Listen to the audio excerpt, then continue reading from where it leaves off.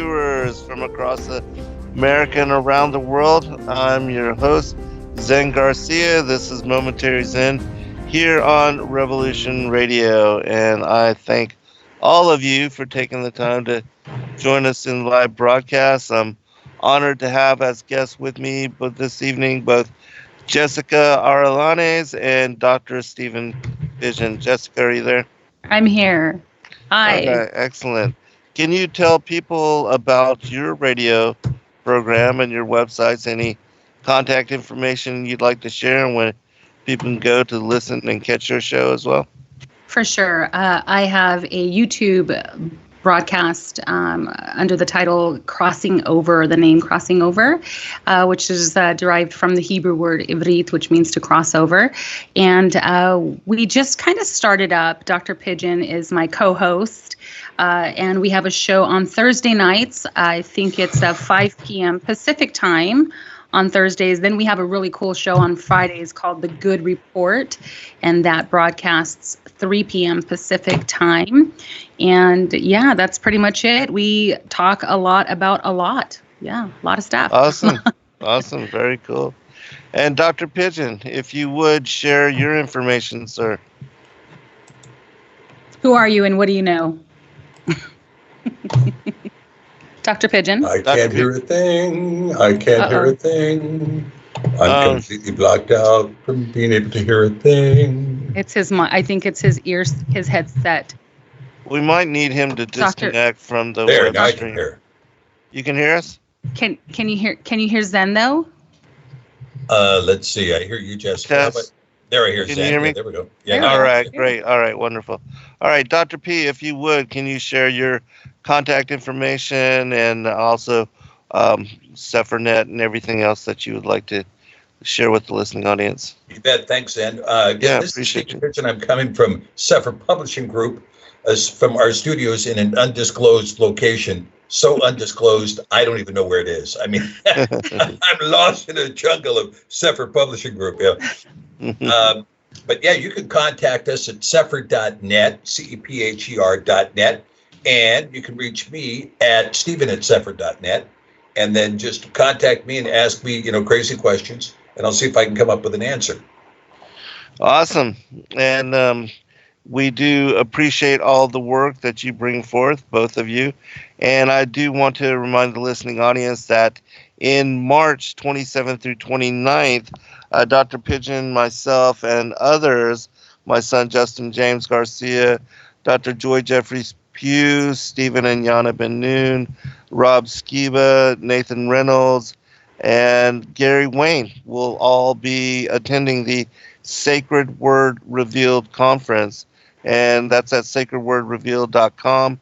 If you would like to attend the weekend gathering, we'll also be doing a Friday day trip to the Georgia Guidestones.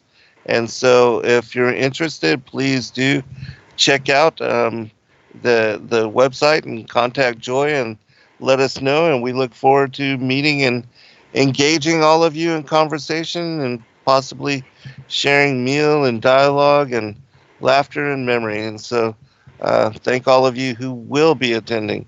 But this evening, we're going to be speaking about the pagan origins of some of the holidays that mainstream Christianity is involved in, specific this evening to Christmas and whatever else both Jessica and Dr. P would like to get into. But Jessica, let me turn it over to you first, and then we'll go to Dr. P for comment on this, and then we'll move into some of this topic.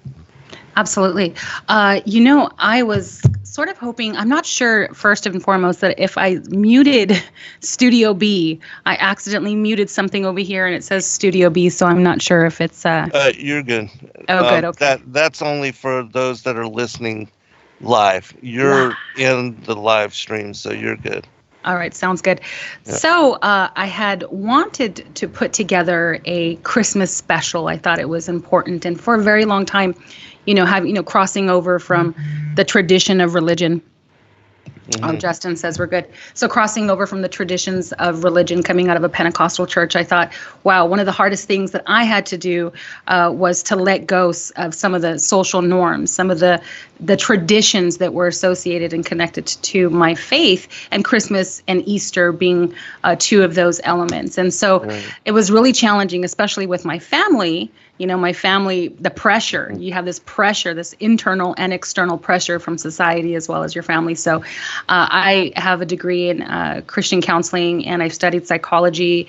And so I have a perspective that's a little bit different than the sort of, fear, you got to fear it to get out of it. And so it's not fear-based transformation. It's more of the truth shall set you free.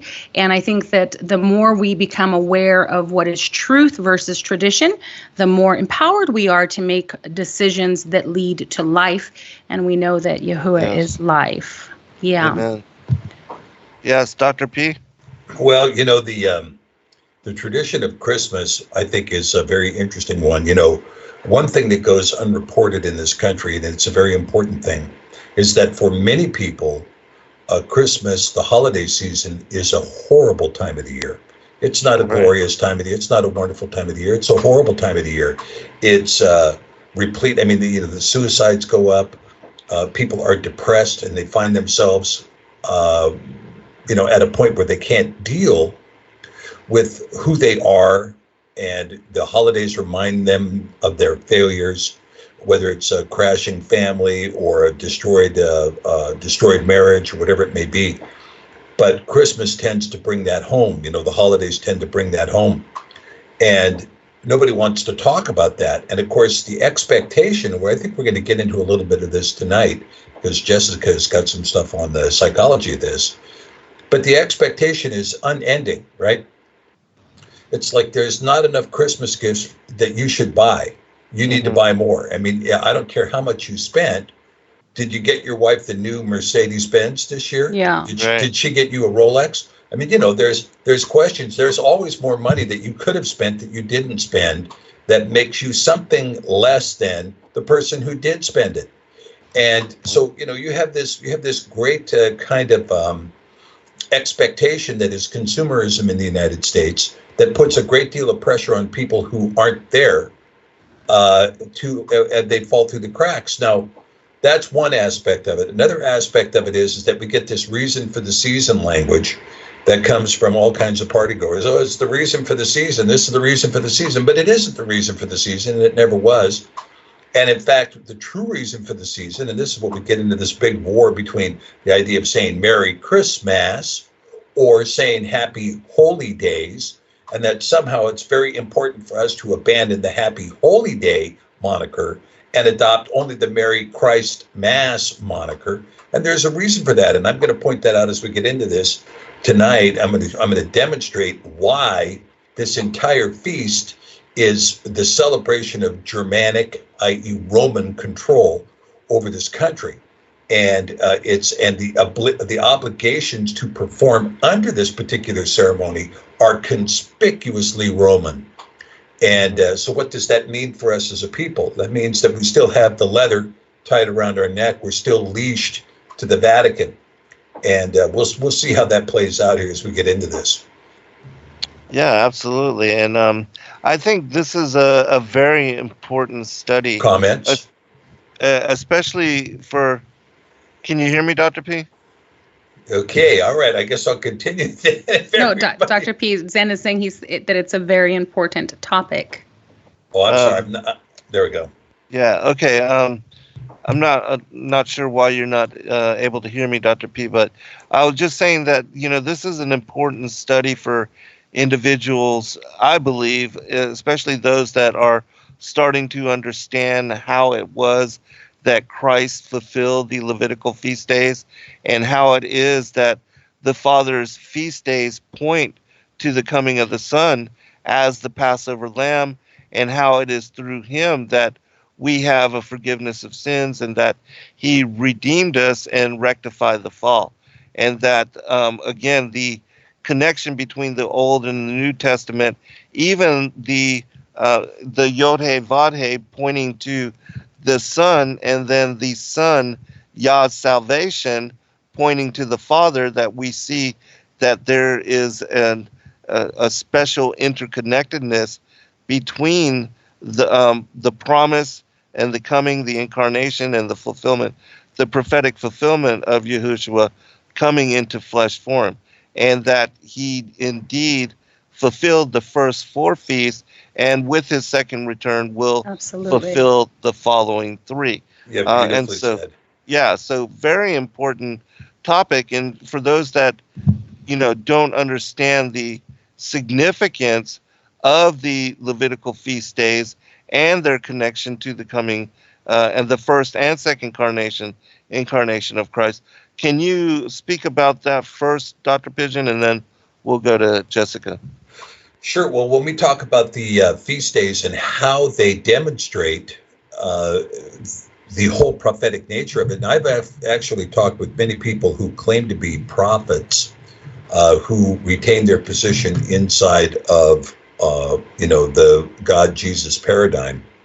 And again, I'm not condemning people who use the name Jesus. The name Jesus is a jurisdictional name that demonstrates, Roman Germanic control, which is the source of the name. But when you talk about the realization of the prophecy, if you don't understand the feast days, and if you're not a person who recognizes and maintains Shabbat, however you may understand that, you really have no business calling yourself a prophet. So let's talk about this, and let's talk about how this plays out.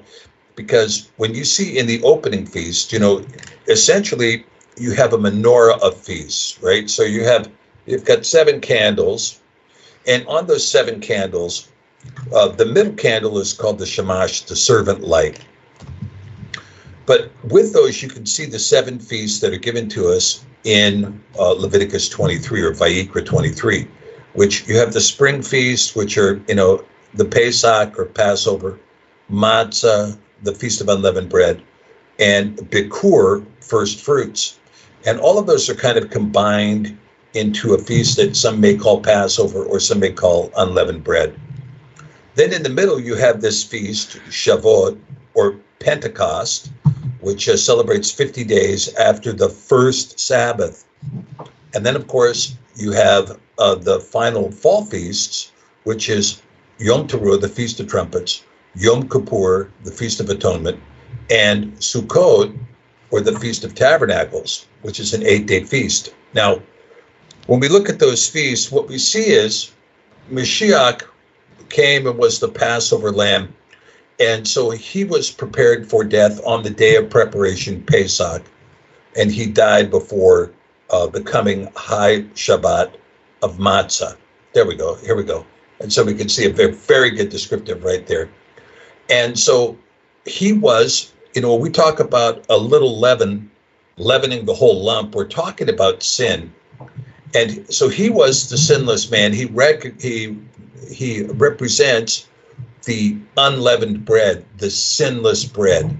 And so he also is this unleavened bread. And finally, his resurrection is the first fruits. And in fact, his resurrection, most believe, occurred just before this Feast of First Fruits. And so he is the first fruits, the first to rise from the dead. And it represents this first of atonement. Now, when we get to Shavuot, Shavuot is the giving of the Ruach HaKodesh, and in particular, the giving of the Torah. So that Moshe came down from the mountain with the covenant, and he brought the covenant of the 10 words to the people. And the people, of course, were engaged in pagan idolatry at the time. And 3,000 died with the bringing of the covenant on Pentecost or Shavuot.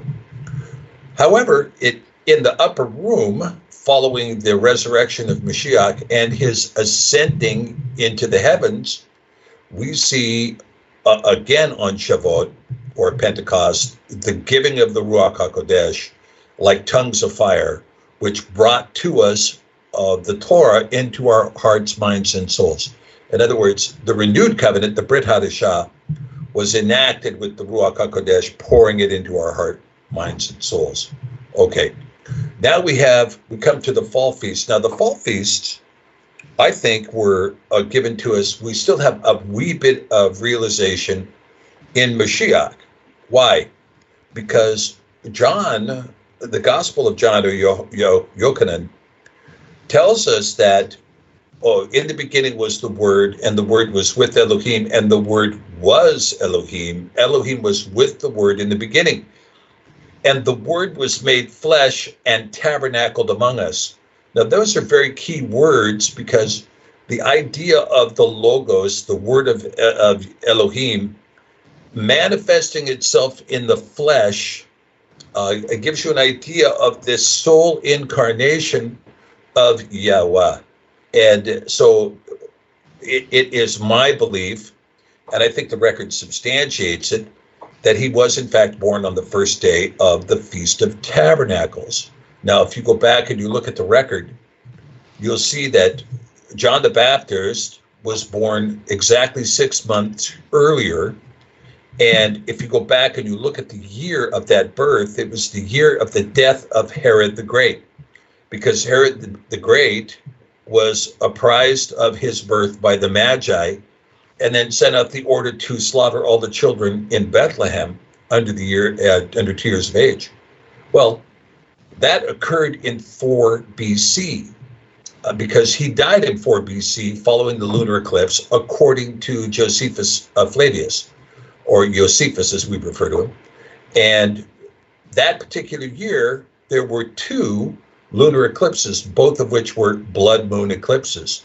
One was on the first day of Matzah, and one was on the first day of Tabernacles. Very interesting. One was the birth of John the Baptist, the other was the birth of Mashiach. With Mashiach's birth, Mary was in her uncleanness for 7 days, and in her uncleanness now, the Magi came to visit her and bestowed the gifts, which were going to be necessary for their flight to Egypt. And she then presented the child on the last great day, or Simchat Torah, it's called the Joy of the Torah, the 8th day. And she presented the child in the temple with all the conspicuous accoutrements of the Torah. And it was at that presentation of the circumcision that you had Shimon, who was an elder from the tribe of Judah, and Hannah, who was of the tribe of Asher of the northern kingdom, both testified that he was the consolation of Israel. Now, yes. There's another interesting passage in Isaiah 9 that talks about an interesting tradition that says that the garments rolled in blood would be gathered and used for the fire. Well, in Jerusalem at the time, they used to mark the Feast Day of Tabernacles, or the coming Feast of Tabernacles, by taking all the linen of the Levite priests that had been used for the slaughter of the animals of sacrifice on Yom Kippur, and they would take those linen and they'd roll them in oil and put them in these burners and then light them as lamps so that people would know the feast was underway. This is said in Isaiah 9. Now, immediately following that, we have the passage that's written, "Unto us a child is born, unto us a son is given, and his name shall be called Wonderful Counselor, the Almighty Yahweh, El Elyon." The Son, the one who was given to us, would be called the Everlasting Father, right? That's what it says in Isaiah 9, that the Son, the one who was given to us, would be called the Everlasting Father, right? The Prince of Peace, the Shar Shalom. So this is why I think the feast days do show his life, and many people believe that the Feast of Trumpets and the Feast of Atonement will also herald the return of the Son of Man as the Lion of the House of Judah, because at the sound of the last trump, the 100th Tekiah, if you will, so the dead will rise. Yes, absolutely. Jessica? Excellent.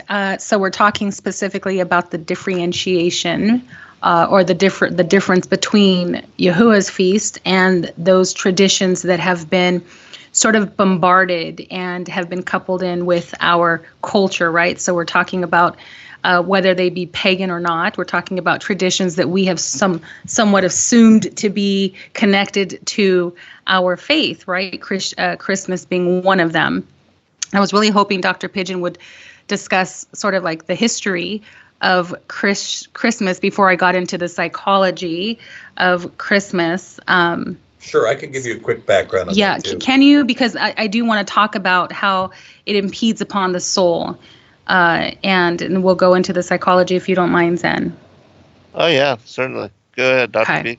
Okay, so when we talk about Christmas, we're talking about a feast that in modern culture is associated with the winter solstice. Now, a lot of people may not want to accept this, but it's true. And the idea being that the shortest day of the year is December 21st, traditionally. And so those who worship the sun had essentially the mythology that the sun was going to die and was dying. And then on the 21st, it would reach its low point, and then everybody would hold their breath and wait. And they would wait for 3 days to see if the sun resurrected. And so they would wait the 22nd, the 23rd, and the 24th. And then on the third day, when the sun resurrected, then they would hold a huge feast on the 25th, which was this feast of the solstice. Now, around the solstice, you had many other people that had also created different festivals. For instance, the Feast of Adam and Eve, which occurred on the 24th, right? And there were other feasts. The church, the Catholic Church and the Orthodox Church had traditionally, once they established the 25th as the birthday of Mashiach, which, let's think about this for a minute. If we have this discussion that Mashiach was in the grave for 3 days and 3 nights, right, which is what is specified, the sign of Jonah, then what's it doing hanging around with the winter solstice? I thought that took place on Pesach. Why is it hanging around the winter solstice? Okay, so we got some confusion there. Now, in addition to that, then once they declared the 25th to be his birthday, then they had to celebrate the Feast of Circumcision 8 days later, because that's what we just discussed in accordance with Tabernacles. So January 1st has always been the Feast of Circumcision, and it was the reason that Pope Gregory assigned January 1 as the first day of the year in his, arbitrary imposition of Rome. However, when you go back to the pagan Rome and, practicing the Babylonian traditions, the traditions of the Kasdim or the Chaldees, and also the Egyptian tradition, again associated with the winter solstice, there arose this feast that was pagan in nature, or heathen really in nature, which was called Saturnalia. And Saturnalia was quite a debauchery. And essentially the way they would practice Saturnalia is they practiced it as a 7-day feast. So it would begin 3 days before the winter solstice, and they would appoint a king of the Saturnalia festival, usually who would be the most deformed individual in town, the one that they picked on all year, ridiculed, kicked to the curb, beat up, bullied, that guy. They would take that person and make him king, and then that person would come in and engage in arbitrary rulemaking, which essentially meant he would make rules that forced everybody to engage in debauchery at the highest level he could think of, and this would go on for 7 days. So it would happen from the 19th, 20th, 21st, then the 22nd, 23rd, 24th. Then on the 7th day, the 25th, they would sacrifice this guy. They'd kill him. And oftentimes it would engage in cannibalism thereafter. So a lot of the traditions that came out of that included the burning of the Yule log, which was a pagan festival, a pagan rite. They used to run around caroling naked from house to house. The British finally made everybody put clothes on before they did it. The eating of gingerbread men was to celebrate the cannibalism that would happen on the 7th day. And it went on and on and on. And of course, these rituals of putting up a wreath or a mistletoe or a tree had to do with Look, let's just say this is a little R-rated, but the Christmas tree had to do with the mythology of Nimrod / Mithras, the sun god, who Nimrod was the husband of Semiramis, also known as Ishtar. And this cult of Ishtar, Osiris, or Isis, Osiris, and Horus had to do with this mythology that the husband, Nimrod, was killed. And he was, basically his body was cut up. And there was a particular part that was missing. And somehow Isis found it and managed to get pregnant from it. And so from this severed member, she got pregnant. And then, of course, Tammuz, or Horus, was born. And this was whom is specifically denounced in the book of Jeremiah, Tammuz. Dr. Pidgeon, phallic worship was very popular in ancient Near Eastern times, especially amongst the Semitic people, extremely popular. And it actually converted into worshiping poles that they would erect in the groves, such as the Asherah poles, that symbolized even the word rock, which is the word Sur, is named after a particular god named Sur, which represented a phallic. And we see that several times, the competition between Elohim, Yahuwah Elohim, being the rock of salvation, or the rock in which he declares he will destroy the Sur, or the rock of the pagans. And so, pagan worship, phallic worship was really popular. It was a thing. And it still is. Thing. Yeah. And this is what. Yeah, and this is part of the reason why the Christmas tree must be cut down. Absolutely. Nobody goes to your local gardener and buys a small Norfolk Island pine or a small spruce to bring home in the garden thing where you can plant it out in your front yard later. No. All the trees have to be severed. They have to be severed. And that has to be put in your house as a severed member in celebration of this, fertility object that would fertilize Isis, supernaturally. And in reflection of Isis, who is really the fertility goddess that is celebrated at Easter, that's why they still call it Ishtar, right? Easter, right. Ishtar. It's very obvious what the worship is, but her wreath is put up, right? Yeah. And so these things are very much, they're very much fertility symbols. And it's the idea of celebrating fertility, not the birth of the Messiah. Right. Right. I think, Zen, the history of Christmas trees go way back to the symbolic use of the evergreen in ancient Egypt and Rome, and then it continued on in German tradition.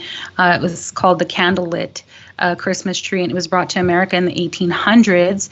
But prior to that, the Egyptians worshipped a particular god named Ra, who we know having the head of a hawk and who wore the sun as a blazing disc in his crown. But anyhow, at the solstice, when Ra began to recover from his illness, so the story goes, the Egyptians would fill their homes with palm rushes, which symbolized the triumph over death, so life prevailing over death. So the concept of resurrection was really embedded in the forecasting of the summer solstice along with the winter solstice. So like Dr. Pidgeon had mentioned, that long, tedious time of recouping and recovering where nothing would grow in the winter, right? So it symbolized death. It was dark. It got dark sooner. Your activity level was lower. It symbolized death. And so then after winter comes spring, which again is celebrated with the resurrection of life, the eggs and the fertility and the rabbits and all these things. So we see that perversion, but again, we also see the mindset of a people who lacked wisdom, right? And so they're interpreting these things as meaningful and powerful influences in their culture. Yes, absolutely. And for those that don't know, there's also mention in Jeremiah 10 specific to the pagans decorating Christmas trees. And so this is mentioned in the scriptures. And so, Dr. P, can you comment on that? Yes, and this is something that, again, not to give people a lot of grief about their Christmas tree and stuff and their decorations. I know for a lot of people, this is a very hard discussion to have because there's a lot of people out there that have got years of investment in their Christmas decorations, right? I mean, I can tell you, I couldn't believe how much room I had in my house when I got rid of my Christmas stuff. I'm like, hey, I don't have to keep that. I don't even have to keep my storage space anymore. Right. Right.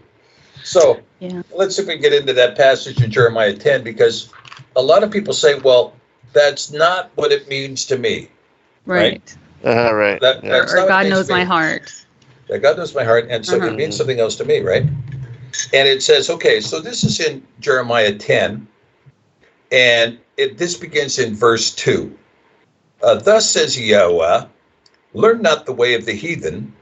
So this is a feast that's declared to be a heathen feast. Now let's recognize the difference between pagan, which is, from the Latin word paganus, which means, rural guy, right? There's somebody from the country, he's not a city slicker, he's a pagan. But the heathen is somebody else, somebody who has no recognition or belief in the Creator. Learn not the way of the heathen and be not dismayed at the signs of heaven. Be not dismayed about the coming winter solstice, right? I mean, this is what Jeremiah is telling you. Don't learn the ways of the heathen and don't be dismayed because there's a winter solstice. This is, when you're in the northern hemisphere, you perceive the winter solstice as a time of darkness and death. When you're in the southern hemisphere, guess what? It's the longest day of the year, just the opposite. For the customs of the people are vain. For one cuts a tree out of the forest, the work of the hands of the workman with an axe. They deck it with silver and with gold. They fasten it with nails and with hammers, that it does not move. They are upright as the palm tree, but they speak not, and they need to be born because they cannot go. Do not be afraid of them, for they cannot do evil, neither is it in them to do good. And so you have this idea that they were taking the trees, nail a stand on the bottom, or maybe you take the tree and you nail it right to the floor. I mean, I'm not sure exactly how they would do it.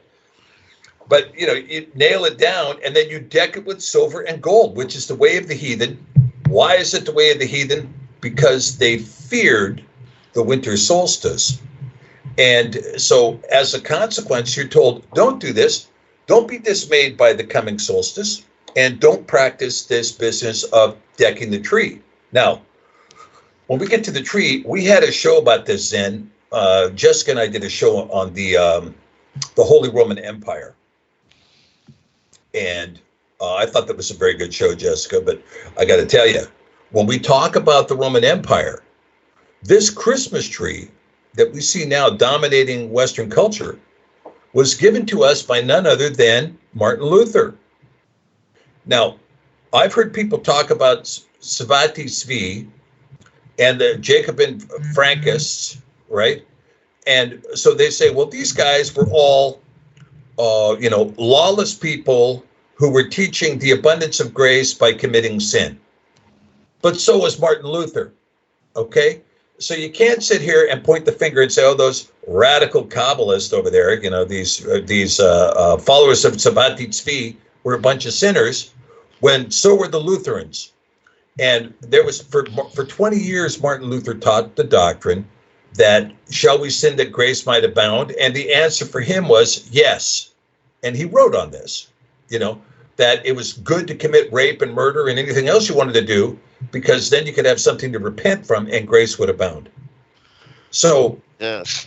Martin Luther, now he repented of that, in all fairness. Martin Luther repented of that, but it was only later in his life.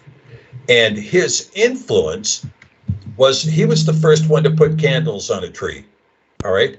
So this tradition of putting the severed tree in the house and then lighting it up began with Martin Luther in Germany. Now, there's some people who say, oh, well, no, it also there was some precedence in Latvia or Lithuania or maybe in Austria, but this was Germanic, okay? And so what do you see? The tree then came into Britain in 1800. Now, there are some people who say, well, it got there a little earlier than that. But for the most part, the tree did not come into Britain until 1800. And it came to the States in a similar way. It was Hessian communities or German communities that brought the tree with them.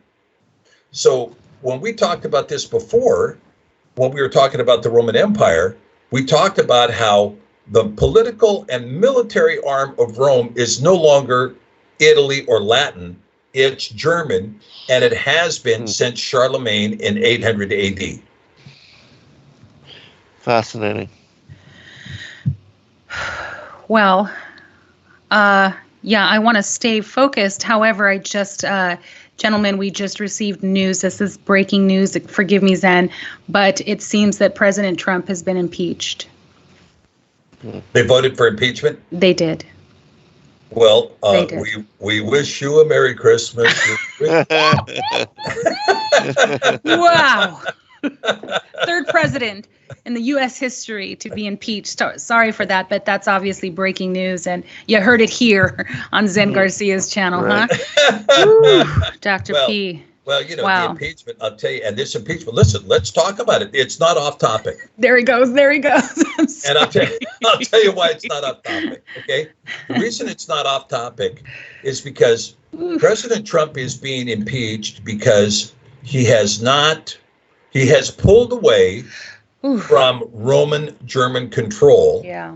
And he has given an inordinate amount of control to Jerusalem, to the nascent Sanhedrin, and to that camp. Now, as a result, and I don't think he knows it. Maybe he does, but there is, even though he has appointed over 100 Catholic judges to federal benches, even though he has appointed 2 Catholic judges to the U.S. Supreme Court and intends on presenting another one, we see an overt play by people whose loyalty is to the Vatican, i.e. Nancy Pelosi and others, to impeach Trump in order to ensure a greater Roman control over the United States. And, you know, if you go back and you look at the videos of Trump meeting the Pope, you know, the Pope is smiling at Melania, says, oh, yeah, she's very nice. She's got her veil on, and she's obviously, capitulated to Rome. But this geek over here, and he's sneering at Trump, right? He's sneering at Trump. And and this is Francis, and he said, look, the United States needs to be overthrown and needs to be under control of the world in order to make sure that they become disarmed and become a proper member of what? The Catholic Church, where the church gets rich and everybody else gets poor. Wow. The times that we live in, I think that even, expresses a greater urgency, Zen and Dr. Pidgeon, for us to figure these things out and to have the truth revealed to us, because it's the truth that sets us free. And as Dr. Pidgeon has stated before, that liberty coming out of her includes the power of the system of this age, the influence of this age, which would include the Roman Reich, or their influence over us as a people, that we would be delivered from those fetters mentally, emotionally, psychologically, and physically, and come into the knowledge of our true sovereign and under his provision and protection, which leads me, if I may, Zen, transition quickly into what Paul talks about regarding duality, and why I think it's important for us to understand that it's not just embracing a particular tradition and thinking that it's harmless, although we do see, as Dr. Pidgeon stated, we do see some of these roots tied into pagan worship and pagan traditions in which they honored their gods, and they did so in ways that was sexually appealing. It was always hypersexualized, which is related to the human nature of pleasure, and that's really what we're going to talk about. It really is very sinister if you understand the psychology behind Christmas and Easter and these particular traditions. If you understand there is a psychology behind them. And so we'll start here with the book of Romans, specifically chapter 7. Go ahead, Zen. I'm sorry. Oh, no. go right ahead. Okay. Yeah. So in chapter 7, and I would encourage you to read the entire chapter, but specifically in verse 25, prior to that, Paul compares the struggle of sin to a soul without restraint. And I'll explain that word soul in just a minute. But he is talking about the duplicity of his mind, that which he desires to do, he does not do, and what he does not want to do, he ends up doing. And so he's talking about this duality, right? Something that's existing inside of him. But he gives credit to the fact that there is another law that's laboring on his behalf, one where the mind can submit to and one where the flesh is being governed. So again, he compares the struggle of sin to a soul without restraint. And then he goes on to say that the spirit of the law, that is the spirit of Yahuwah's law that has been given to us, is then juxtaposed with the law of sin and death. So he shows a comparison there. And in verse 25, Paul concludes that the work of Yahusha has enabled him to serve the law of Elohim with his mind while surrendering his flesh to the ordinance of sin. Okay? So if we're going to talk about inheriting lies, and some people want to say, well, it's superficial, like Dr. Pidgeon suggested. That's not what it means to me. Well, if we think about the poor guy that reached out, what was his name, that reached out and touched the ark while they were transporting it from the Philistines back into the temple, what was his name? Phineas. No. Phineas, yes. No, not Phineas. He reached out, touched it, and Yahuwah, God struck him. Mm-hmm. Wow, I can't think of his name. Anyhow, if we think about that poor guy, well, I'm sure Yahuwah knew his heart. However, there was a pattern, that there was a responsibility and accountability, and that guy knew better. He knew better than to touch the ark in a particular way. So yes, Yah does know our heart. Yes, God knows our heart. However, once you become aware of something, once you know the truth, you're accountable to perform on that on behalf of the truth. And so, understanding then what it is that's actually happening when we continue to embrace these traditions and we don't sever them. We don't sever ourselves from them. It's actually impeding sin upon the soul. It's defiling the soul, which is what Paul was talking about. I know in the Greek, in this verse, the Greek mind, that word mind is used. But if we were to look at that word mind, it's actually the word psyche or psyche in Latin. It's where we get the word psychology, right? Psychic or psychology, psyche.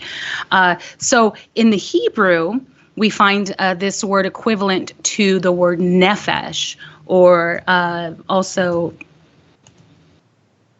neshama. I couldn't think of it. I was like, nefesh and neshama. They're very similar to each other. But what's interesting, Zen, is that both of these words for soul, right, the soul of the man, thinking, okay, they're saying the mind is the psyche of the man. But again, the Hebrew equivalent is the soul of the man. So just think, the soul is the psyche, right? It's the soul of the man. What is the soul in Hebrew, though?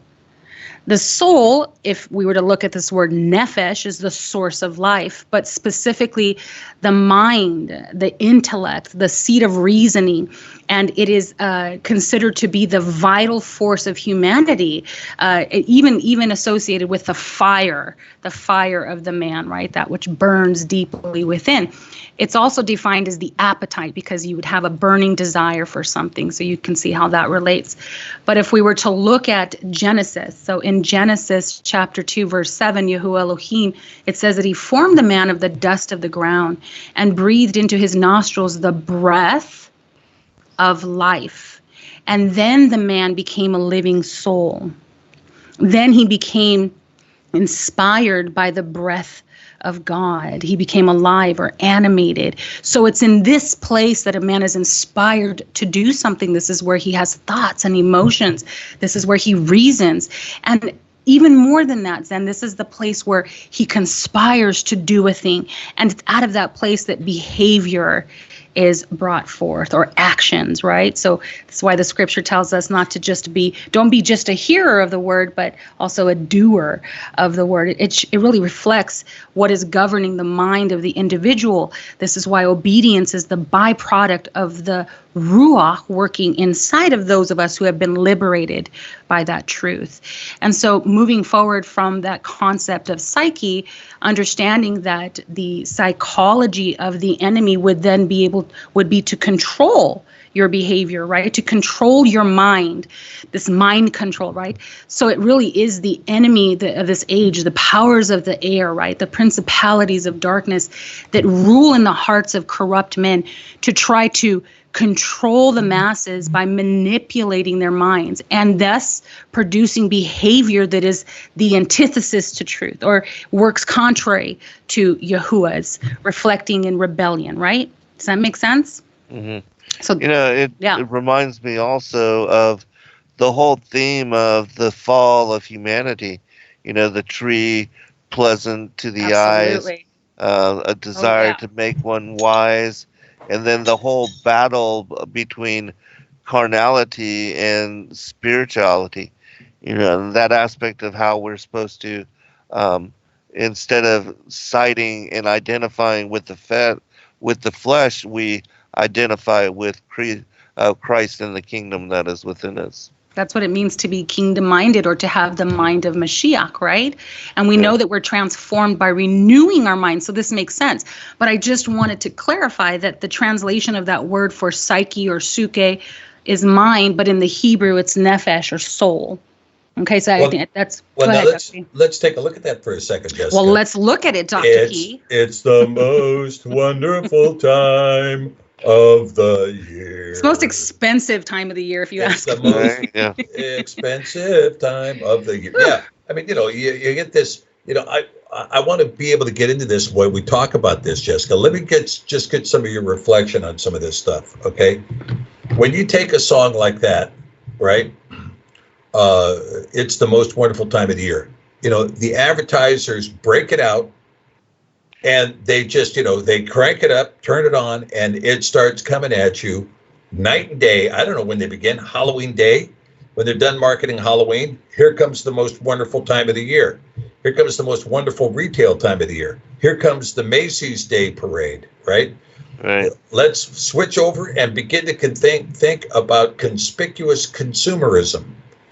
And all that time that, and you need to recognize that this is the most wonderful time of the year. This is the most joyous time of the year. This is the best time of the year. This is the holy days that, and of course, once again, here we are hinging our lives around the celebration of the winter solstice and the recovery of the sun god. Well, I think that comes later. Actually, the commercializing of Christmas actually comes later. First, you have to sort of get the individuals to conform as a whole. And remember, Christmas wasn't very popular, especially here in the Americas, not until the 1800s when it was introduced by the German culture. But again, everything that Christmas is today, it wasn't back in the 1800s. So it's become popular. It's become acceptable. Like, I live here in Los Angeles in a neighborhood that is predominantly Asian. And it's interesting, regardless of whether they're first generation or third generation, there's Christmas everywhere. I don't care. I can go into a store where everything is in Korean or Vietnamese or, whatever. And I go in this and they have Christmas trees and, Noel. And I'm thinking to myself, are they doing that because of the social norms in order to conform to the pressure, or are they Christian, Korean Christians or, Japanese or Chinese Christian? Are they Christian? And so you really don't know. It's interesting. But back to the concept that it is through this assimilation. That's what's happening here. And most people, Dr. Pidgeon, don't realize that they are being impeded upon. Most people don't realize that they are actually being manipulated in some sense and have seriously inherited lies, and their soul, it is really afflicting the soul. The soul is not free. They think it's just Christmas, Dr. P, and that's why I think this element is so important. And that's why it's so hard for some people, guys, to let go because of this element here. So again, back to the idea of the soul, as Zen had mentioned in the garden, this is exactly what's happening. You see that even the creature in the garden was acting somewhat as a psychologist, right? He was getting into her mind. He was getting into her thoughts, persuading her through communication to perceive something as though it was, despite the fact that it was not, right? Yeah, so in fact, when you go and you look at the Feast of Adam and Eve that was traditionally on the 24th of December, they would celebrate that by taking an evergreen tree and hanging apples from the tree, like it was the tree of the knowledge of good and evil. Sure. And this was its celebration. And that knowledge of the tree of good and evil became lit up with candles and then electrified in the United States by the founder of General Electric. Right. Right. Right. And so, again, this really is an infraction against the soul, guys. I can't stress that more than I am. It's an infraction against the soul, and the enemy knows exactly what he's doing. So it's not just that, again, the lie, the elements of persuasion that we're working against, but it's that which impedes upon the soul, debt, the infraction of the soul. So again, what is the soul if it's not that place of your emotions, your passions, your desires, your thoughts, your intellect, your reasoning? It's the seat of the individual with all of his ability to comprehend, because Yahuwah has created us to be creative beings, to be intelligent. And so a soul, the man's soul, is compartmentalized into these segments with its thoughts, desires, etc., including fears and hopes and aspirations. And so this is why the enemy, again, is able to manipulate those elements. So the will of the man, all these emotions, is better known to the ancient writer as the vital animated force. So these are the inspired elements of a man. So now, the powers of this world, Zen, this is why I brought this up, because I believe that the powers of this world, understanding behavior, are able to then control the populace, especially when it comes to the organization of forming civilizations. Now, I want to define that word civilization, if I can. Yeah, absolutely. Just know that we're 1 minute out from break, and so really quickly, and then we'll pick it up on the other side, and you can go in greater depth. You got it. So again, if the enemy is trying to create a civilization, then he would use these tactics to do so. So civilization refers to the Latin word civitas, or city or community.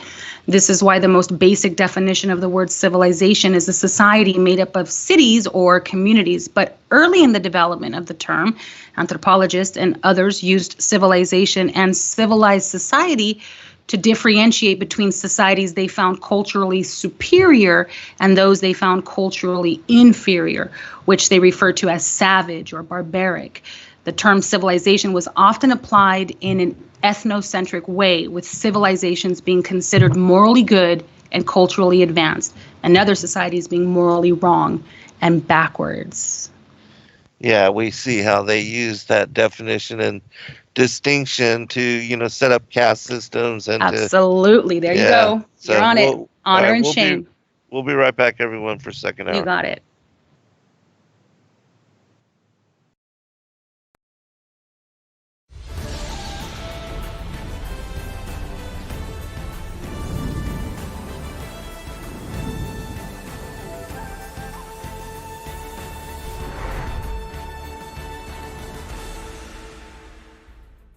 Hello friends, thank you for joining us this evening. I'm your host, Zen Garcia. Sacred Word Revealed comes to Atlanta, Georgia on March 27th through 29th, 2020. Purposed to reveal end times mysteries, to prepare the final generation, we must don the full armor of God. Featuring Zen Garcia, Gary Wayne, Stephen and Yana Ben-Nun, Dr. Stephen Pidgeon, Justin James Garcia, Dr. Joy Pugh, Rob Skiba, Laurel Austin,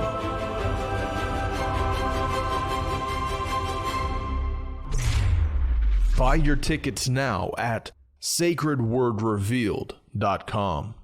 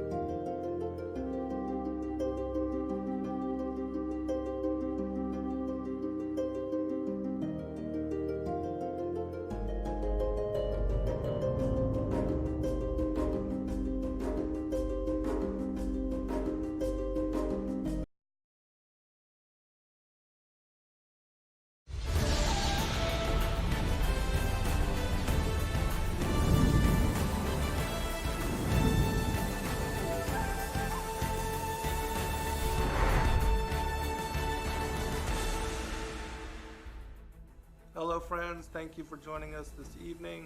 I'm your host, Zen Garcia.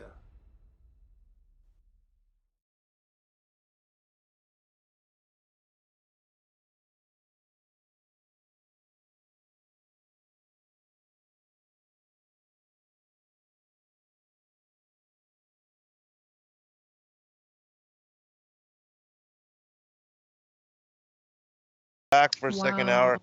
everybody. I'm your host, Zen Garcia. This is a Momentary Zen here on Revolution Radio, and we have been talking in the background, as probably some of you have been listening and hearing, talking about just the repercussions of what is going on with the impeachment of Donald Trump. And Dr. P, if you would, can you share with the listening audience again just what you feel might be coming down the pipe for, as far as what's going on and where it could lead? Yeah, sure, Zen. Let me say this to everyone who's listening now. My prayers are with all of you, and may you be blessed in the word of Yah, and may you find comfort under his wings. But what is coming now is really the destruction of the United States, and this has a strong historical precedent, and it's quite similar to the destruction of the Western Roman Empire that began in earnest around 400 AD. And what happened was you had people who were intent upon enshrining their own political power at the expense of the Western Empire. And that's what's going on here. Rome and Germany are going to consolidate in Europe at the expense of North America.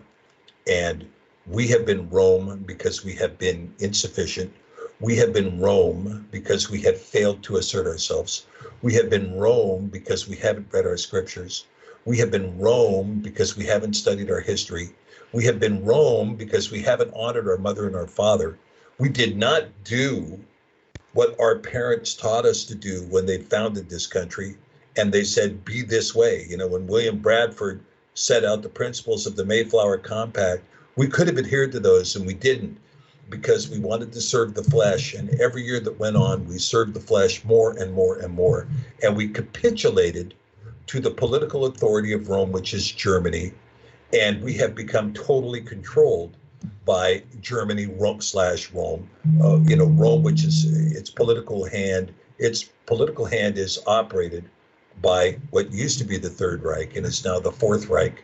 And the Fourth Reich has been in full bloom in this country. And soon, very soon, we will have a Fourth Reich leader running this country. Now, what I expressed to Jessica is that there's an orderly transition of power, but this orderly transition of power is not going to last very long, just as it didn't last long in the Weimar Republic, just as it didn't last long after the collapse of the Tsar in Russia prior to the Bolshevik Revolution. Instead, what will happen is we'll have an orderly transition for a short period of time. Whoever that person is that's put in power will try to do his best or her best to reconcile the country into unity. It will utterly fail, and there will be an acute and violent civil war. And from that, the most ruthless murderer you can imagine is going to be the one that is going to assert and take control. In other words, he who is willing to kill more than the next guy will be the one who takes power. And ultimately, the cities will burn.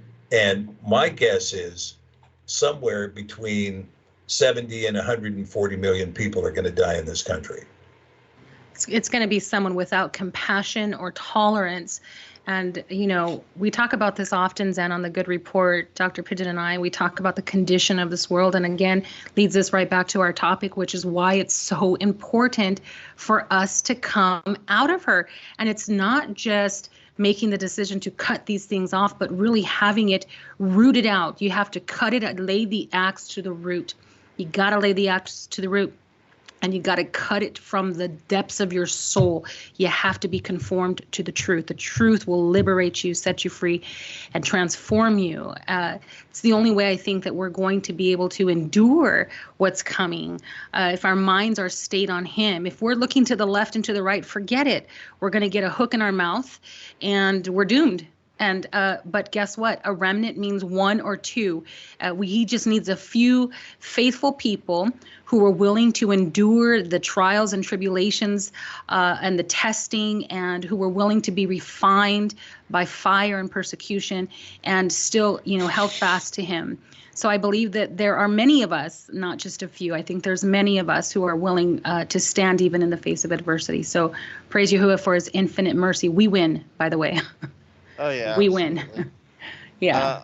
I do want to just share a little bit from the protocols of the learned elders of Zion. This is in the third protocol, passage 9. It says, "When the hour strikes for our sovereign Lord of all the world to be crowned, it is these same hands which will sweep away everything that might be a hindrance thereto." And we know that this is, again, the biblical Antichrist, but in verse 11 it says, "This hatred will be still further magnified by the effects of an economic crisis which will stop dealing on the exchanges and bring industry to a standstill. We shall create by all the secret subterranean methods open to us, and with the aid of gold, which is all in our hands, a universal economic crisis whereby we shall throw upon the streets whole mobs of workers simultaneously in all the countries of Europe." I would extend that to the world.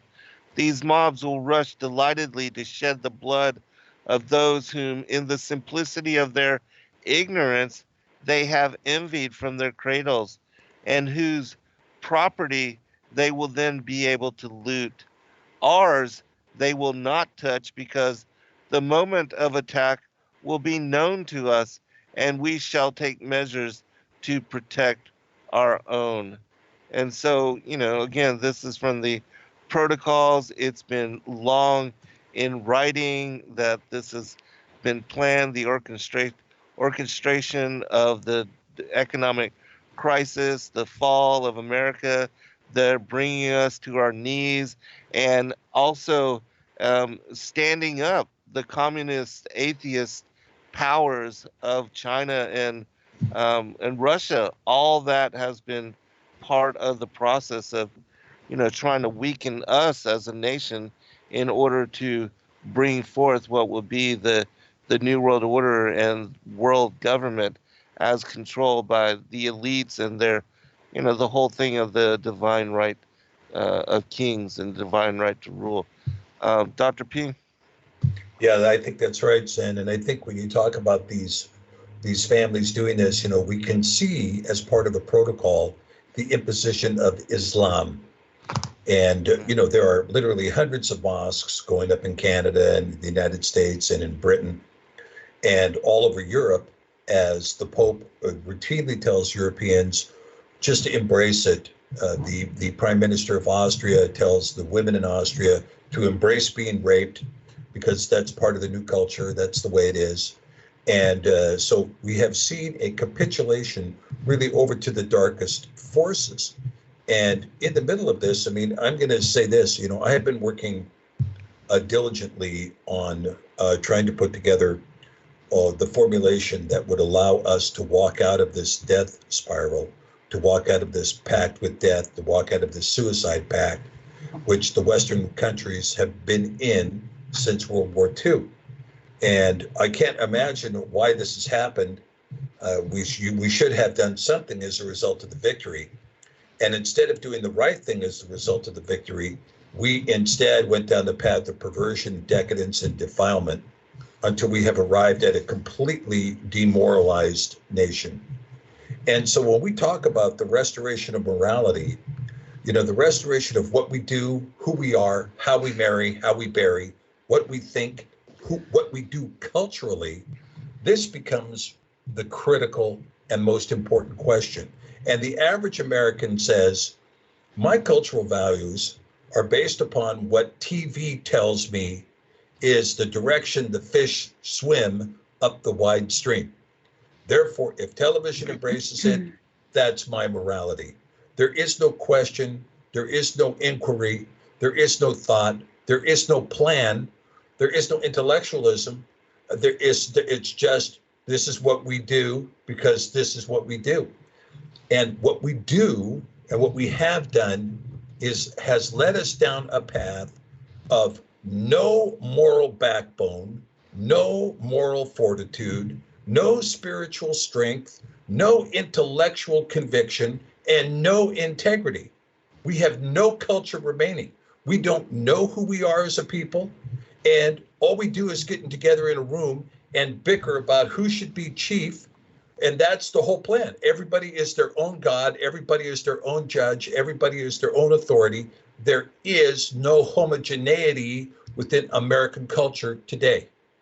So you have churches fighting with each other, denominations fighting with each other. The Hebrew Roots community might as well be a physical midrash where people are punching each other in the face. I mean, there's division at every possible level. And of course, every day that goes by, people pour fuel on that fire to try to drive a wedge between this person, this person, and the other person. And ultimately what we see is an inability to find the covenant, an inability to find the simplicity of Yahweh, an inability to see the markers of salvation, and an absolute blindness to the way, the truth, and the life. Amen. Jessica? Well, I don't know what topic we're on anymore, so I was really trying to focus on the Christmas special because I think it's really important. Again, part of that element being a crux in the soul. Did you want to keep talking about that, or let me bring up one last point. Yeah, let me bring up one last point, and then we'll go back into that. Okay. And this is just from the vision of Albert Pike, where they saw, and again. This coming forth in the late 1800s about the need to foment 3 world wars as pretext to bring on this world government. It says, and again, the connection to the Antichrist and what I read from the protocols, we shall unleash the nihilists and the atheists, and we shall provoke a formidable social cataclysm, which in all its horror will show clearly to the nations the effect of absolute atheism, the origin of savagery, and of the most bloody turmoil. Then everywhere the citizens, obliged to defend themselves against the world minority of revolutionaries, will exterminate those destroyers of civilization, and the multitude, disillusioned with Christianity, whose deistic spirits will from that moment be without compass or direction, anxious for an idea, but without knowing where to render its adoration, will receive the true light through the universal manifestation of the pure doctrine of Lucifer, brought finally out in the public view. This manifestation will result from the general reactionary movement which will follow the destruction of Christianity and atheism, both conquered and exterminated at the same time. And so, again, the whole thing with the New World Order, the one world government, one world economic system, one world religion, is they want to bring Satanism, Luciferianism, the adoration of the Antichrist out into public view and make it the mark of the beast system. And so, I mean, they are not in any way trying to hide. And I think that the whole thing with honoring pagan holidays and getting lost to the truth of, the meaning and the fulfillment prophetically of the Levitical feast days, that can help people to restore and to move away and to come out of her, as we've been talking about this evening. So back to you, Jessica. Yeah, Romans 6:23 says that the wages, the penalty for sin, is death. And you mentioned several times that this is their goal and that they're attempting to do these things. But as Dr. Pidgeon mentioned, they have already accomplished it. that's my point here, is that this concept of soul, which we don't consider, is probably the most valuable of all to them. Why? Because the soul is the foundation of the individual. It's the foundation of man. It's where that judgment seat, that bema seat exists. And so when judgment comes, it will come against the soul, and the soul is being vexed. The soul will make payment, will make penance for these infractions. And so this is why I'm saying it's important that we understand how and vital it is for us to come out of her completely. And that means the celebrations and the traditions of this world, the Roman influence of this world, that keep people segregated from the truth, because it's the truth that sets us free. It says here, but the gift of Elohim is eternal life through Yeshua HaMashiach. And so we know that there is a penalty for sin. That penalty is death. And we know that we will taste death in the natural, but what about the eternal? There's a second death, right? And we know that Dr. Pidgeon was talking about those hedonistic tendencies that we're all sort of born with. It's intrinsic, and we have this bend towards pleasure, which is why Christmas and Easter seem so attractive at times, especially when it incorporates family and presents, and we get to dote on one another. Financially, we get to buy. It's not even about what we buy for the individual. It's more of this honor and shame system that we are accustomed to, which is what I mentioned before the break. Zen, we were talking about that word civilization coming from the root word civitas, or civil, or city, or community. Now remember that the idea is that you're either a civilized community, meaning that you are advanced and you are considered superior, or you are barbaric, right? You are savage and barbaric. So these were the only two options when it came to differentiating people groups. That's it. You were either under the government of a rule of an advanced government, or you were not being governed. And remember, Paul initially spoke about basically a savage individual as someone who has a mind that's not governed. And then he talks about the government of Yahuwah, or the law of Yahuwah, governing the soul or the mind of the man. So it's my belief, and from what I've studied, we live in an honor and shame society. And in Genesis 2:25, we know that the man and the woman maintained an honorable position in which they were both naked, but without shame. It says that they were without shame. Now, that word ashamed in the Bible in Hebrew is bush, and it is an external and subjective experience. It ranges from disgrace to guilt. Now, how many of you have been, as children, both of you and myself included, have not only been parented with guilt, but have also utilized this to conform your children, to get them to do what you want. Or maybe women do this more than men. I don't know, but I'm sure if you experienced it from your mom, oh, how could you leave me? He knows when you've been bad or good. That's exactly He knows when you've been bad or good. That's so exactly be good it. For goodness sake. That's right. That's exactly right. Listen. Again, this word ashamed, it's rooted in this concept because we have a relationship with a creator, a benevolent one at that. However, there are contingencies and to our relationship, right? To live or to die. There are contingencies, and these contingencies have been corrupted by the powers that be. Although the reflection of that power is within, a man who stands as a president or a king, whatever the case may be, but we know that men's hearts can be corrupted, right? They can become, or they are wicked. And so in Exodus 32:25, when Moses went down and he saw that the people were naked, it says that Aaron had made them naked unto their shame.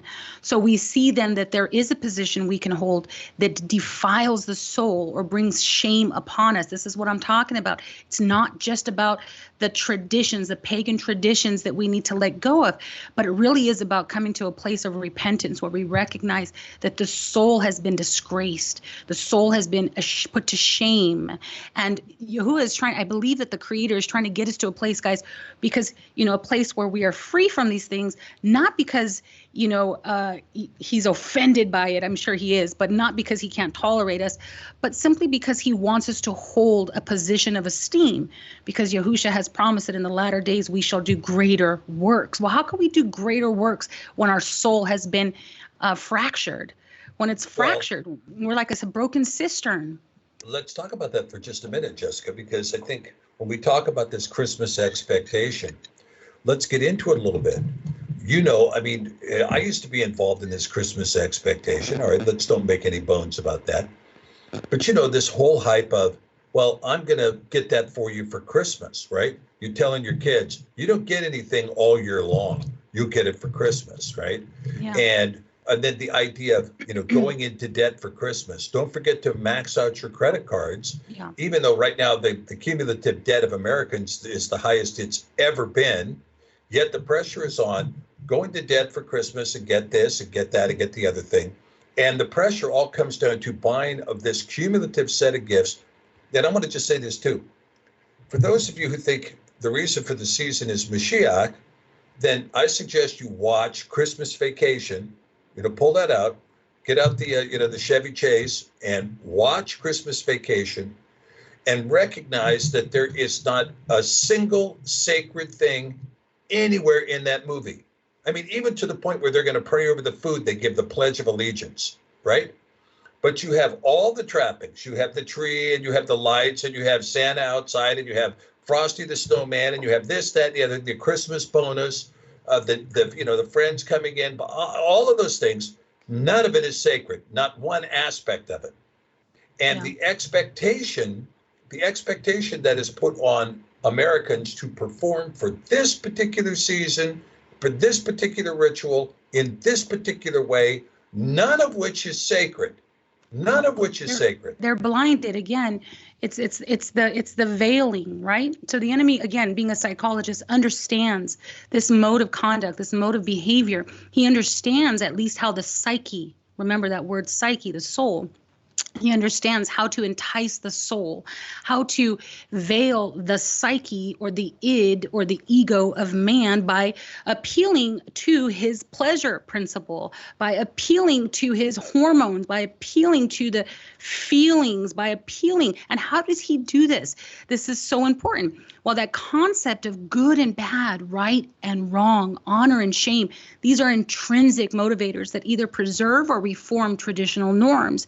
These norms are equated with behavior and therefore help to fabricate the common thread of acceptance and tolerance. So if the enemy can basically motivate you to perform in a certain way and you're a leader, well, then guess what? You can influence other people. Now, if the popular vote, if the popular vote says, hey, we're going to behave this way, transgenderism is cool, it's acceptable, then it doesn't matter if 75% of the people are against it, they won't say anything.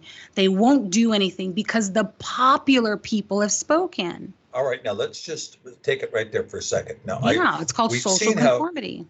We've seen how the Christmas tree came over from Germany.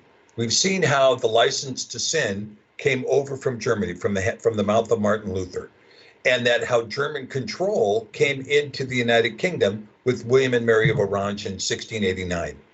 After that, we get the Christmas tree. After that, we get Charles Dickens, right? We get Charles Dickens, and we get Scrooge.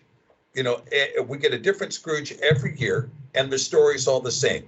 Scrooge is opposed to Christmas stuff. Right, exactly. Scrooge is opposed to the gift giving. Scrooge is he doesn't like Rudolph family. the Red-Nosed Reindeer. He was ostracized for being different. No one wants to be different, Dr. No one wants to be different. You're the weirdo. And Scrooge is a mean guy who needs to be, he's shocked with 3 nightmares. And so we're told over and over again, conform. That's don't be Grinch. Don't be Scrooge. Don't be this guy. Don't be whatever principles, convictions, integrity you may have had. Get rid of that for purposes of this Roman heathen feast. Psychology. You see it. And guess what? All that stuff, Zen, is targeted Who's being targeted? The children, right? Absolutely. The children are being targeted because their minds are more impressionable. Their psyche, right, is more impressionable. It is psychology coming through that boob tube. It really is. Remember that tree worship was really, I mean, it was since the beginning of time they've been worshiping trees. I mean, whether it was the Celtic people, the Canaanite religion, the religion of Baal, the New England Puritans, I mean, whatever the case may be, they actually embraced Christmas. Christmas was sacred. It was sacred to the New England Puritans. Here I have some notes. William Bradford, the governor at that time, wrote that he tried very hard to stamp out the pagan mockery of the observance, penalizing any frivolity. However, guess what? Little by little, there's an incorporation, and then guess what? The influencers, the banker kings, right? The lizard kings, they recognize, oh, well, we can monetize. See, that's what sin is. I told you earlier that the penalty, the payment for sin is death. You got to pay for it. So what do? They tax your debt. They tax your sin. And so now you're not only indebted, you're not only in debt, but you're now continuing that cycle of debt by teaching your children how to embrace these lies for the sake of pleasure, right? So we see, as Dr. Pidgeon mentioned, the social patterns, and this is important because social patterns, basically engraved behavior, that's what we're talking about, behavior, right, is developed over time, right? People groups will share and pass down common social norms, while the development of a civilized society would therefore require the exchange and application of information such that organized government, religion, economics, language, writing, mathematics, military power, all of these things being pertinent to the success of any society, right?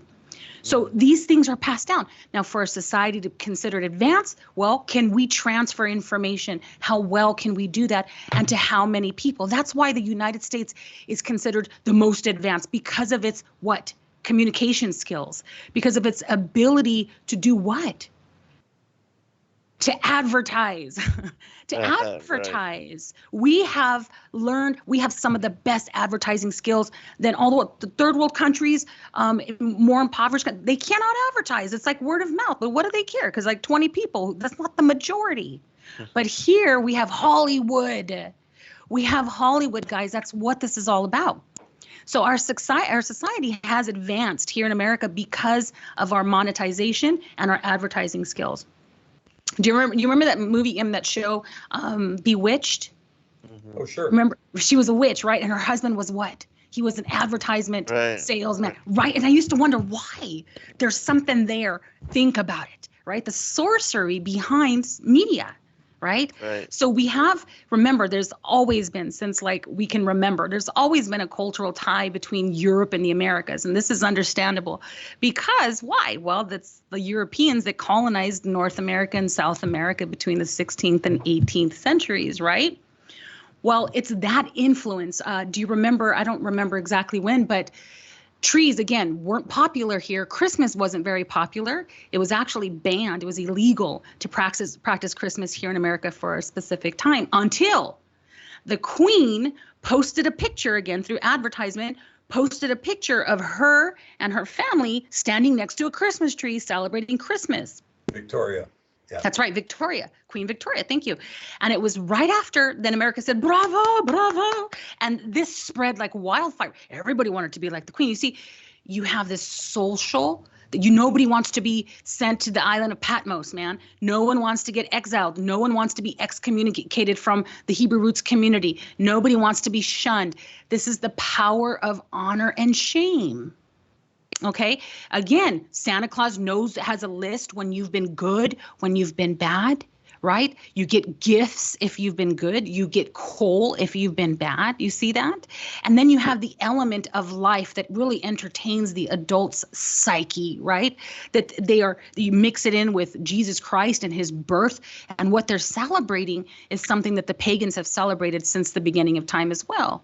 The birth and the death and the resurrection of their gods. Birth was actually more substantial to their gods than it is to Yahuwah, like to the Hebrew faith, to the Israeli people. They didn't really celebrate births, but this was something very common in pagan mythology. Births were everything. They had birth gods, most of them female deities, female goddesses that would assist in the birthing process, but birth was everything to the pagan gods. Yeah, huge. Anyhow, so the point being is that the sheer force, in my opinion, guys, the sheer force of social pressure is enough to reform even the most dogged rebel. Again, like I said, no one wants to be ostracized because remember, psychologically speaking, when you're ostracized, it doesn't just mean that you are sent out. What does it mean? It means death. Right? Anguish of the mind. You go crazy. I mean, you're going to die out there all alone, right? The wolves are going to get you. The monsters are going to get you. So that's part of that tradition that has been embedded in the mind. That's part of the lie that if you stand alone, you're going to die. When I was in the church and I remember I was like, I can't do this anymore. They're lying to me. I can't. And my pastor, who used to be, connected to the mafia, he, I had to get like sort of jumped out of my Pentecostal church. And I remember my pastor, I had to sit down and have this conference with him. And he said, I'm worried that you're going to die out there. And I that stood with me for years, guys. I was like, what am I doing out here by myself? But I had to learn that Yahuwah is all, he's my strength. He's he's going to be my protector, my provider. But back to the social norm and the psychology of Christmas and these traditions. Gentlemen, although I'm sure we can access any encyclopedia and any mythology book and understand that these things are corrupt. These things have nothing to do with the set apartness of Yahuwah, nor do they prophesy of the coming of our King, right? They have nothing to do with our faith. However, do we understand that what is actually causing the individual to not be, the fear, the anxiety? They don't want their families, right? If say I'm not celebrating Christmas this year. Well, what's going to happen? Family ostracized. Yeah, the family will ostracize you. You could be left alone. And even people who are, when you have family members that want to privately celebrate Christmas, they'll just leave you alone. Bye. You could be Scrooge over here, lock yourself in your cold room and have a nightmare because we're out of here, right? Yeah. Who hasn't heard that? Are you in a cult? That's another one. Yeah. Are you in a cult because you're not keeping Christmas and you're in a cult. Of course, are you Jehovah's Witness? Yeah. But let's come back to this because I think it's very important. When we see what's happened today with the impeachment of the president, whether you agree with him or not, we are in a momentous time. We have what's going on is regicide, the killing of a president. We do it politically. We don't do it physically, although sometimes it's done physically. But right now, this is regicide. And this regicide is designed by one faction of people in this country to overthrow the vote and the election of 63 million people who voted the other way. And so this promises to bring nothing but tremendous destruction to a country that is already morally destroyed. Bankrupt. We're morally bankrupt. We've been morally defiled and morally destroyed for 50 years. Now, here's the question, and this is the question I want to ask our listeners tonight. And I think this is the most important part. At least for me, this is the most important message. You have to ask yourself the question, is there a morality that we can embrace? Is there a way of life that we can embrace? Is there a path that we can follow, a path of righteousness, a simple path, something that can be understood, something that doesn't require us to split our head open with a knife or beat our backs with a chain or tie barbed wire around our leg, but an easy yoke, an easy burden, a light yoke that we can follow that will create a path of righteousness for us and allow us to define ourselves as a remnant people. Now, the answer is yes, there is.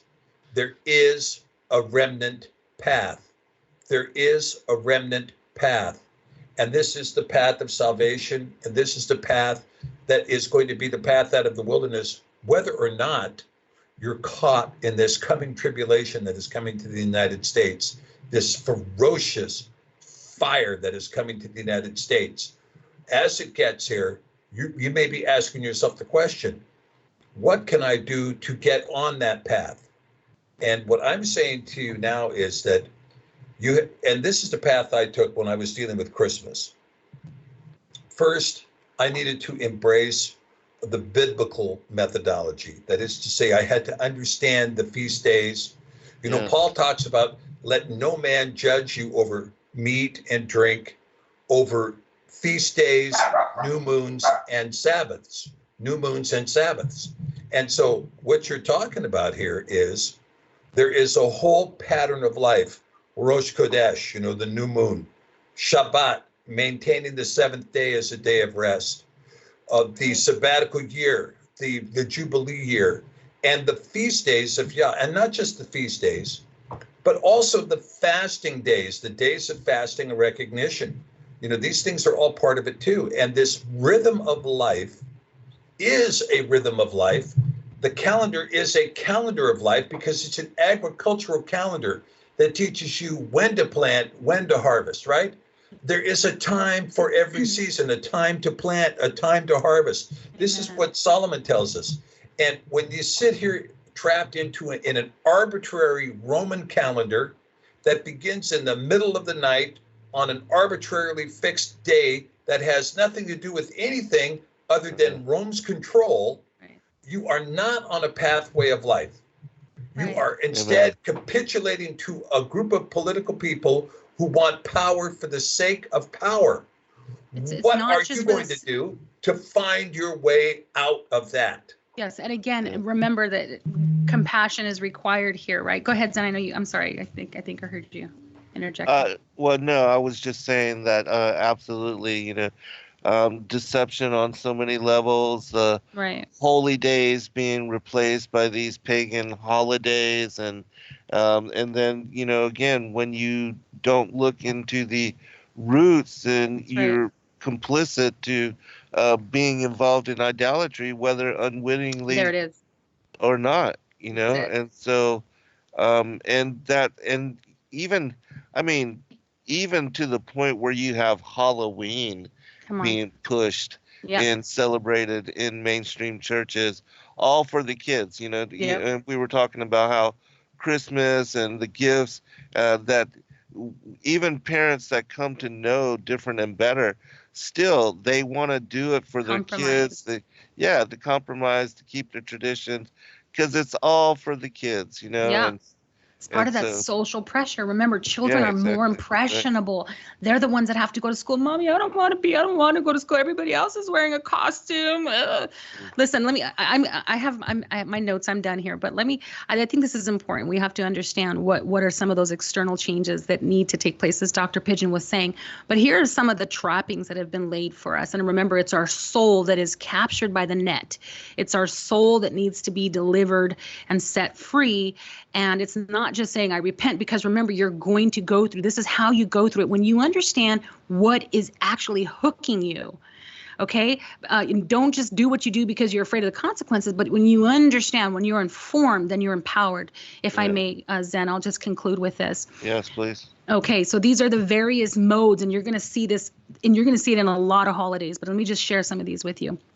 So these are the modes of manipulation. Okay, so you have external changes, which can lead to internal ones. So remember, if your environment changes and there's enough pressure, it will force you to conform. Remember that, okay?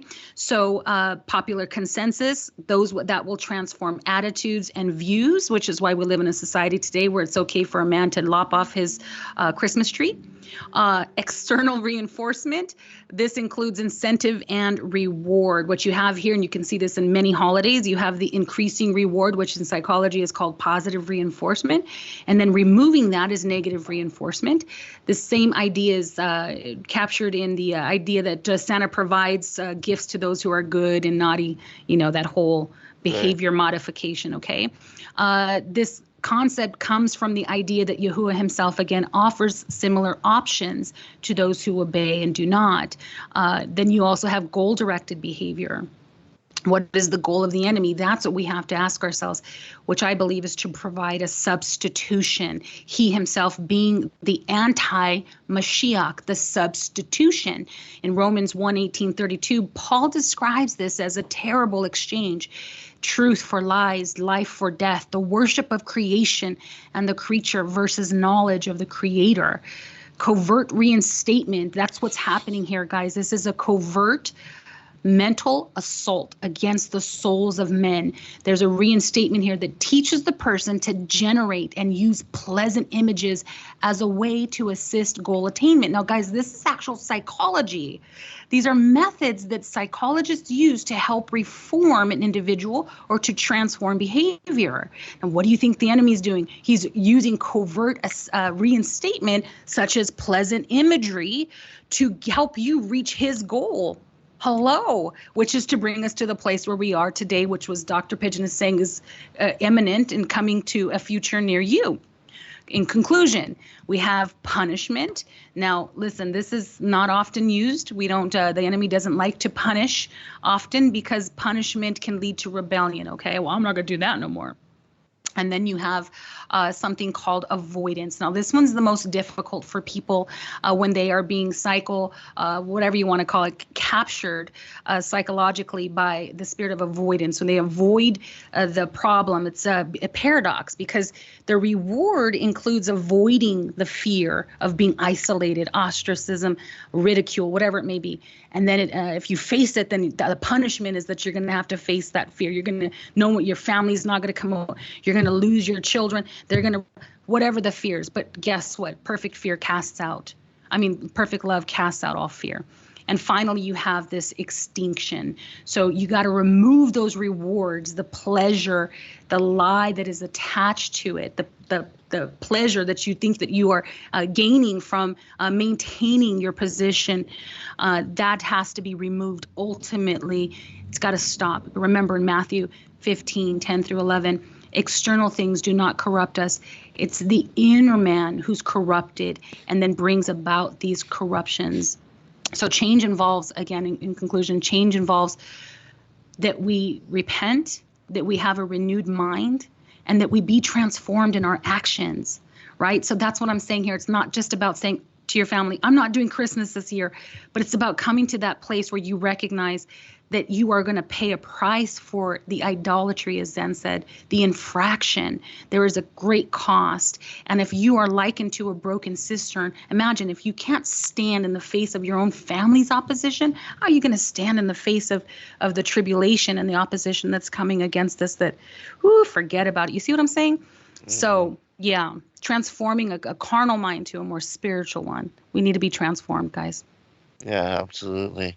And, we've got just about 8 minutes remaining. And so I want to give both of you opportunity to just kind of speak to the listening audience as to how to kind of implement these changes into their lives and how to go about, just even doing the research for themselves and why it's important. Dr. P? Well, I mentioned it before, Zen, that, what I did was I incorporated the holy things and then began to disincorporate the other things. And I pushed the other things out of my life. And for a lot of people, it's not an easy transition. Right. Of course, particularly when if you're a parent and, you've been putting up the tree for years and all the kids and the grandkids are expecting to come out to your house and hang out under the tree and get the gifts and on and on and on and on. And that's kind of hard to sever. It's hard to do that. And similarly, if you're a parent, now, if you're a young parent and you just have young children, stay free of the tree at the outset. Don't bring the tree in. Don't bring the tree in. Stay free of the tree. Stay free of the lie that is Santa. You teach your kids the lie about Santa, and then they become to believe that God is a lie. Okay, yeah. You lied to me about Santa. You're probably lying to me about Yah. Mm-hmm. And so as a consequence, you set the seed for an apostasy in your own children by telling them this myth of Santa. Now, so this is why if you're young, try to steer clear of the tree. If you're a person who's been doing this in a tradition with your family for many, many years, they may not understand. And I can tell you, whether they understand or not, there are certain things that happen. I mean, I still have difficulties with my own children in this regard, not radical difficulties because they know. But I've come to them and said, look, there is no expectation of any Christmas gifts coming in my direction. And you have to recognize, don't have an expectation that I'm going to be sending you Christmas gifts. However, that doesn't mean I don't give gifts to my grandchildren or to my children. I buy them gifts all the time when I feel like buying them gifts. And so when it came time for my grandsons to have guitars, I bought them guitars because it was, in my opinion, they were ready for them. And it's the same thing if I want to buy a new watch for my wife, or if I want to buy a coffee maker for my daughter, or if I want to buy a leather coat for my son. That's what I do. There's no saving up anything for Christmas. I have the opportunity to do it, and I do it. Now, it's not just gift giving to your own family, but there's also generosity to those around us who are suffering. And this is something to give some serious consideration to. You know, my wife and I were downtown last weekend, and, you know, Seattle is full of homeless. And we're walking along, and here's a homeless guy standing there in the rain, in his socks, and he's screaming at another homeless guy who has stolen his shoes. Give me my shoes back. Give me my shoes back. He stole my shoes. And he's in the rain, right? Mm-hmm. And he's standing out there in his socks.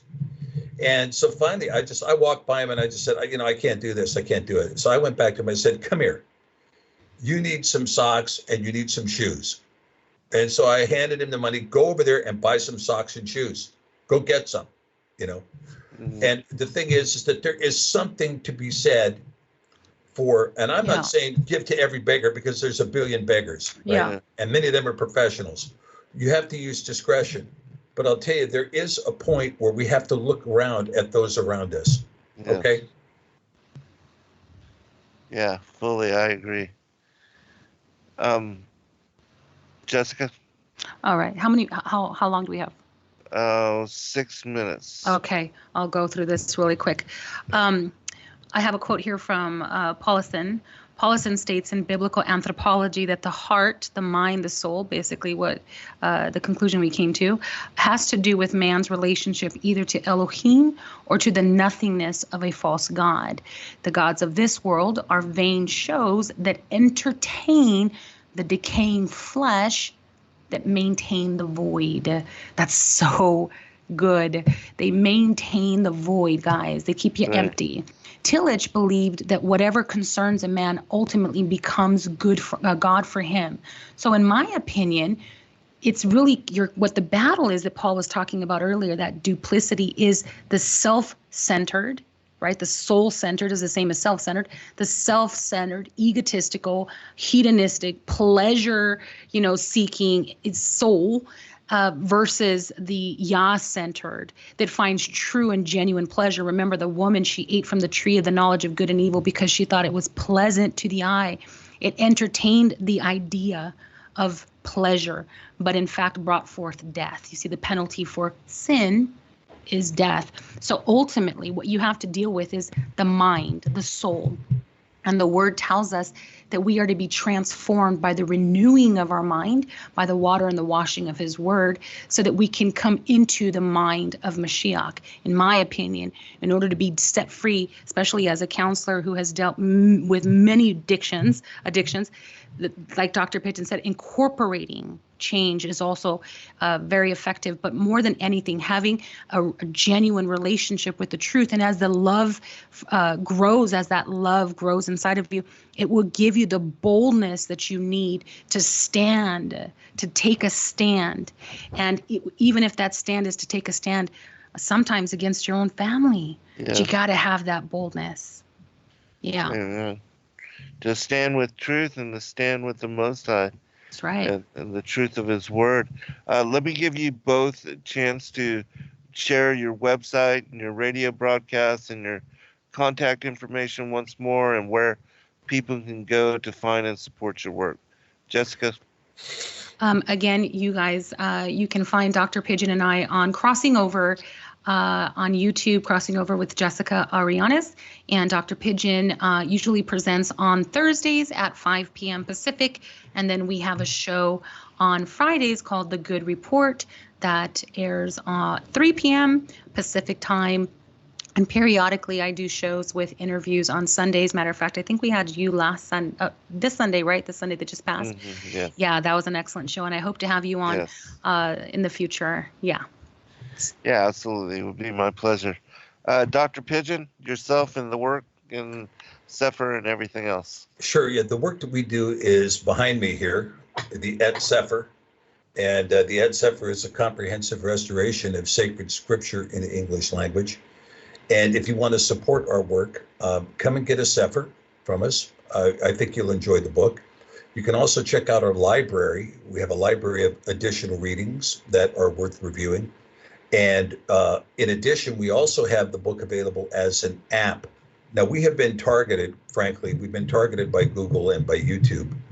And they are systematically doing what they can. Anyone who doesn't use the app, they're removing it from their Android. And they're doing it in droves. And we've been targeted, of course, by an algorithm. And I don't know why. I think I must have said something that offended somebody. But at any rate, your no, not you. iPhone is having no problem with this. Hallelujah. May they be blessed. But in the meantime, but you can still nonetheless download the app, which is the 87 books plus the lexicon built in with a very robust search engine, note-taking capability, underlining capability, and highlighting capability. So it makes for a lot of fun, particularly if you're using it with social media or anything else. You can get that. You can also get us as a free download on eSword. So come and visit us at Sefer.net. Say hello. Take a look and see what you like. I have 350 blogs up. Our YouTube channel, Sefer Publishing Group, is also available. And Rex Harris and I are in the process of building Sefer Radio. And we think we may have gotten the bugs out. All I have to do is get a few moments to try it, and then we'll have Sefer Radio up and running. Awesome. Awesome.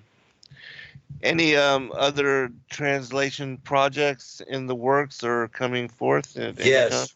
We have a big project that we've spent the last 18 months on, which is the Sefer in the Spanish language. Awesome. And I've got to tell you, Zen, listen, we're down to the final now. We've just had the preface finalized. We're compiling the final of the book, and we're preparing to print. We're in proofreading mode, and I'm telling you, it is magnificently beautiful. And the Sefer will include Jasher in the Spanish language, Enoch in the Spanish language, Jubilees in the Spanish language, Second Baruch, Fourth Ezra. All of those things that you find in the Sefer are all going to be in the Spanish language and meticulously, word for word, translated from the Sefer by our team of translators located in Texas, Florida, California, Colombia, Peru, Bolivia, and even Spain and Britain. We've used translators from all those areas, native speakers who are brilliant, intelligent people.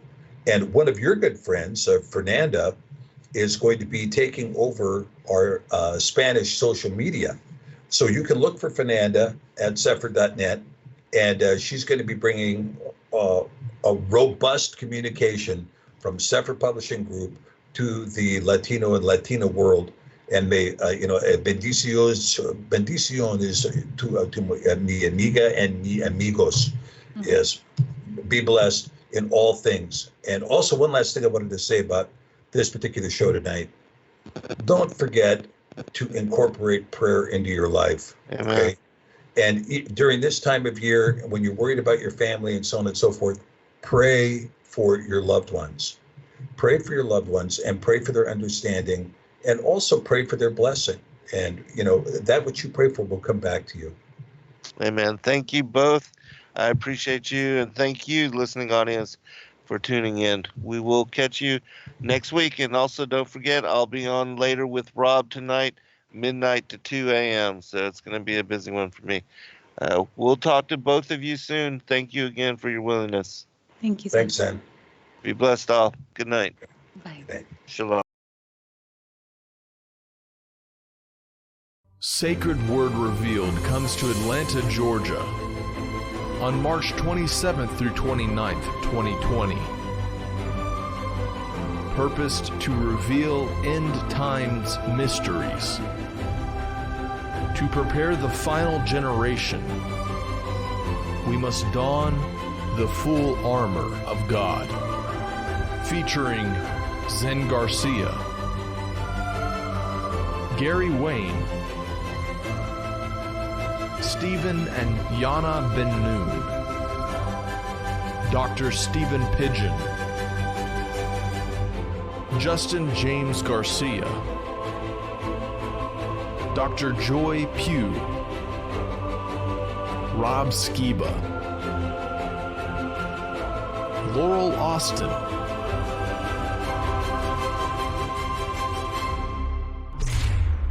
buy your tickets now at